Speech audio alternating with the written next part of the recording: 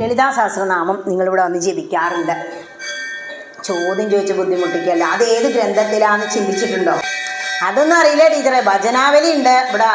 ഇവിടെ ക്ഷേത്ര സംരക്ഷണ സമിതിക്കാർ വന്നപ്പോൾ ഒരു ബുക്ക് തന്നു, ഞങ്ങൾ അങ്ങോട്ട് വായിക്കാൻ തുടങ്ങിയില്ലേ. ഏത് ഗ്രന്ഥം എടുത്ത് വായിക്കുമ്പോഴും ഇത് രചിച്ചത് ആരാ, ഇത് ഏത് മഹത് ഗ്രന്ഥത്തിൻ്റെ ഭാഗമാണ് നമ്മൾ മനസ്സിലാക്കുക. ഇവിടെ ലളിതാ സഹസ്രനാമം ബ്രഹ്മാണ്ഡ പുരാണത്തിൻ്റെ ഭാഗമാണ്. ഈ സഹസ്രനാമത്തിൽ ഒരു നാമങ്ങളും ആവർത്തിച്ച് വരുന്നില്ല. മറ്റുള്ള സഹസ്രനാമങ്ങളിലൊക്കെ ഒരേ നാമം വീണ്ടും വീണ്ടും വരും. പക്ഷേ അർച്ചന ചെയ്യുമ്പോൾ അത് മനസ്സിലാവും നിങ്ങൾക്ക് നാമാവലി ചൊല്ലുമ്പോൾ.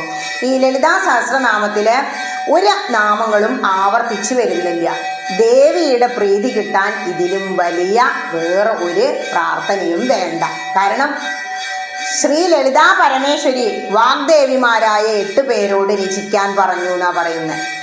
അതിലും അപ്പുറം ശ്രീ ലളിതാ പരമേശ്വരി നമുക്ക് വേണ്ടി അനുഗ്രഹിച്ച് ഇത് തരുന്നതിന് ഹയഗ്രീവനായി വിഷ്ണു അവതരിച്ചു. കുതിരയുടെ തലയുള്ള ഹയഗ്രീവൻ.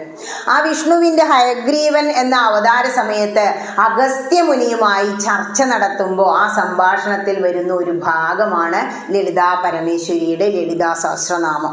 ദേവിയെ കേശാദിപാദം വർണ്ണിക്കുന്നത് പോലെയാണ് അത് രചിച്ചു വെച്ചിരിക്കുന്നത്.